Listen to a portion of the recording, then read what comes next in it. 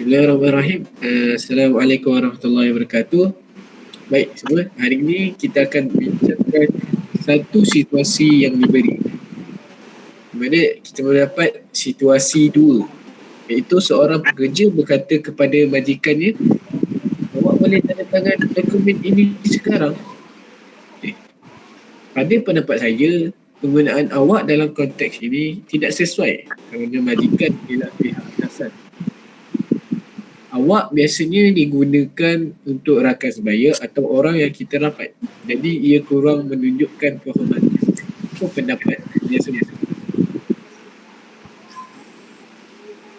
Saya bersetuju dengan Mus'ab. Dalam komunikasi formal, kita kena mengekalkan adab dan hormat.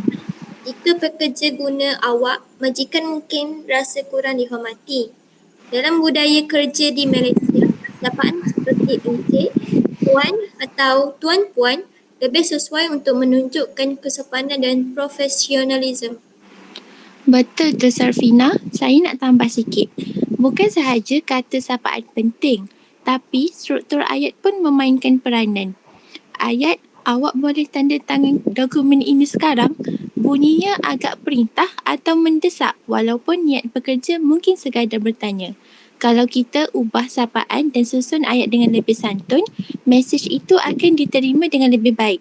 Contohnya, bolehkah tuan atau puan tanda tangan dokumen ini sekarang? Bunyinya lebih sopan dan hormat. Betul tu Aina.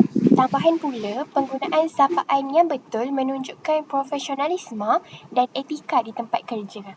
Kalau pekerja sentiasa menggunakan sapaan santun, ini bukan sahaja memberi imej yang positif, malah membantu mewujudkan hubungan yang harmoni antara pekerja dan majikan. Kita boleh lihat komunikasi yang hormat ini juga boleh meningkatkan kerjasama dan keyakinan majikan terhadap pekerja. Saya setuju. Selain itu, nada suara juga penting. Walaupun sapaan betul, kalau ada nada suara cepat, keras atau tergesa-gesa, ia nampak macam kurang sopan. Jadi pekerja perlu menjaga intonasi dan cara bertanya supaya komunikasi lebih efektif. Contohnya, bolehkah encik tanda tangan dokumen ini sekarang? Pekerja diharapkan ini lebih lembut dan menunjukkan kita mengambil kira masa majikan.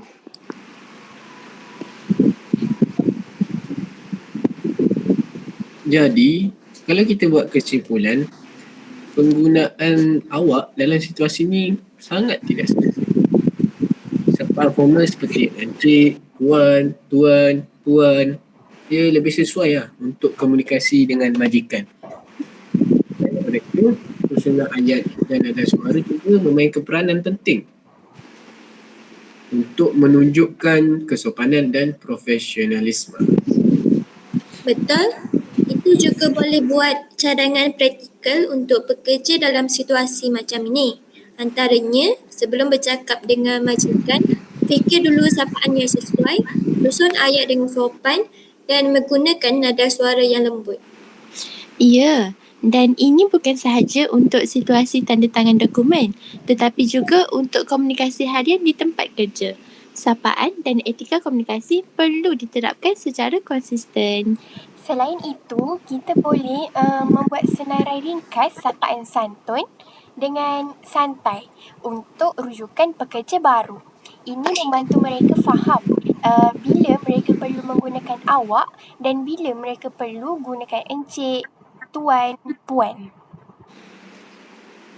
Wah, semua idea yang dicadangkan adalah bagus. Kesimpulannya, penggunaan sapaan yang santun adalah penting dalam komunikasi formal. Ia menunjukkan penghormatan, membina imej profesional dan mewujudkan hubungan kerja yang lebih harmoni. Jadi, dalam situasi ini, pekerja perlu elakkan guna perkataan awak dan gantikan dengan sapaan formal serta ayat dan nada yang sesuai.